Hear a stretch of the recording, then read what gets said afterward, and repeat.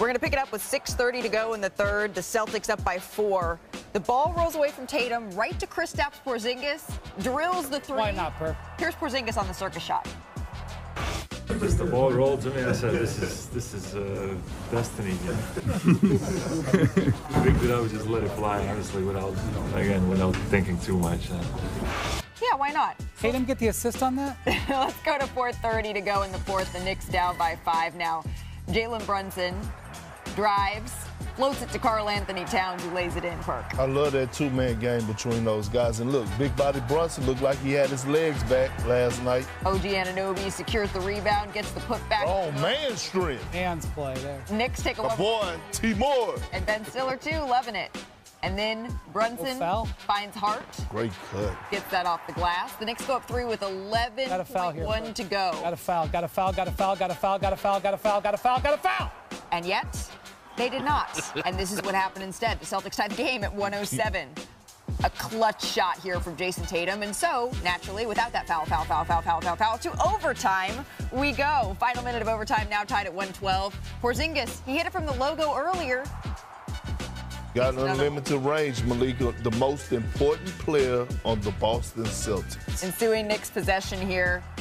The pass off Mikal Bridges. It goes out of bounds. The Celtics go on to win it 119-117. Porzingis 34 points. Tatum 32. Towns had 34. And Brunson had 27. So the Knicks, they've had a really good season, but this year they just have one area that they've struggled, and it's against the teams you don't want to struggle against. The NBA's elite. New York 0-9 against the Celtics, the Thunder, the Cavaliers this year, with one more meeting against the Cavs to go. That is on April 11th. So let's stay in the East, my friends, as we go coast to coast, because the Cavaliers, they clinched the #1 seed in the Eastern Conference for the first time since 2015-16 with a win over the Bulls. Perk, how seriously are you taking the Cavaliers after this impressive regular season? I mean, they're serious. You don't win 60-plus games without being legit. I just think that last night we saw a heavy dose of Garland. Obviously, Donovan Mitchell was out. But again, I'm going to keep harping.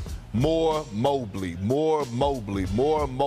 He's the second best player. If they're trying to make a deep run, it's going to be because of him. More Mobley, M&M. The Pacers, they won their 5th straight game with a win against the Washington basketball franchise. Windy, on a scale of 1 to 10, what kind of problem can Indy be for top teams in the East? Big. Don't want to see the Pacers in the playoffs. No, sir, no, sir. 13 out of 16 victories. The way they play wears you out. I watched this last year in their playoff run. They have a wearing effect over the course of a long series. Rick Carlisle knows how to take advantage of that. They're going to get home court in the first round. And I love a team that has a coordinated dance. Moving over to the West, the news that rocked the NBA yesterday when Michael Malone was fired by the Denver Nuggets. Malone was just 2 seasons removed from winning a championship and had coached the Nuggets to a 47-32 record this season. So coaching in the NBA, we know that it can be a thankless job more often than not. Lucrative, but thankless. Of the last 6 championships, 4 of the coaches have been fired by their team. So here's Vice Chairman of the Nuggets ownership group, Josh Kroenke, on what went into the decision to fire Malone. Having observed our group over a very long period of time, what I would say is that, having observed that group over a period of time, there were certain trends that were very worrisome to me at different points in time. But they would get masked by a few wins here and there. And, in the world of professional sports, when winning and losing is your currency, winning can mask a lot of things. I think that, after talking with my father in recent days, we came to the decision that we were going to be changing these roles at the end of the season. Then your mind then turns to, well, what is the best decision for this group right now? And, from that point forward, I think that, I became comfortable with the thinking of, let's try to shake this tree and squeeze as much out of this as we can. Okay, so when you hear that winning masks everything, what's your reaction to this? Well, I want to say something about KSE. This is maybe not a household name. It stands for Kroenke Sports and Entertainment. They are a conglomerate. E. Stanley Kroenke and his son Josh run it. They own a bunch of teams across the world, okay? They own the LA Rams. They own the Denver Nuggets. They own the Colorado Avalanche. They own Arsenal in London. They own a bunch of other teams and venues too, but those are the 4 big ones. They don't fire coaches, Malika, okay? Stan Kroenke bought Arsenal in 2007. He's fired 1 coach since then. They've replaced the coach because a legend retired. The Avalanche, have not changed coaches since 2016. The Rams, you know that McVay has been there since 2017. He's had 2 coaches changing since he's bought the team in 2010. Michael Malone has been there for 10 years. Yeah. They just don't change coaches. And the reason I'm making this point is because they don't come to this situation lightly. This is not like the Pistons, who have had 3 coaches in 3 years, or the Suns, who had 3 coaches in 3 years, or the Kings, who change coaches every 15 months.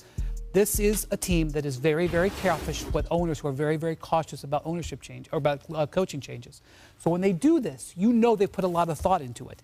And when he says winning masks, what I took away from that is that he didn't want them to have success in the postseason and mask what they thought. Even though it's counterintuitive that you wouldn't fire a coach and then you would fire him at the end of the season, yeah. I think the Cronkies fired Michael Malone now, whether you agree or not, because they didn't want that. He didn't want him to have a good postseason and make it not fireable. Okay, so a Nikola Jokic goes on an insane sort of Nikola Jokic-esque run. They go deep into the playoffs, even though they don't believe that Michael Malone was the guy. Fair or not, that's their perspective. That sounds unfair and disrespectful. It does a little. I would argue that it is, but that's what I took away from listening to what Josh Kroenke said yesterday. No argument out of me. No argument out of me. This is the question I have for you. Out of those 4 teams that group own, right, that they own, who's the most important player out of those 4 teams? Well, we have a discussion about some of the stars on Arsenal, but I will tell you, all 4 of those teams have won championships in the last 5 years. I know, but what I'm saying is this. When it gets to Nikola Jokic, I think this was just the start of what's to come, meaning that they're starting to clean house, right? Everyone is auditioning except for Nikola Jokic. Right? Everyone is under the radar, under the microscope, except for Nikola Jokic. And I thought what he's saying is he don't want it to be fool's gold by getting to the second round of the playoffs. And I agree with you on this. And all of a sudden it's like, oh, bring the squad back. No. We're going in a completely different direction. We want to win championships. Nikola Jokic is going to be here. We don't know who else is going to be. Well, they're going to need to start that march today against the Sacramento Kings. For more on this, I'd like to welcome in our reporter who's in Sacramento covering this game, Young-Masuk. What more have the Nuggets been saying about the firing of both their head coach? And we should also mention their general manager, Calvin Booth, was also let go.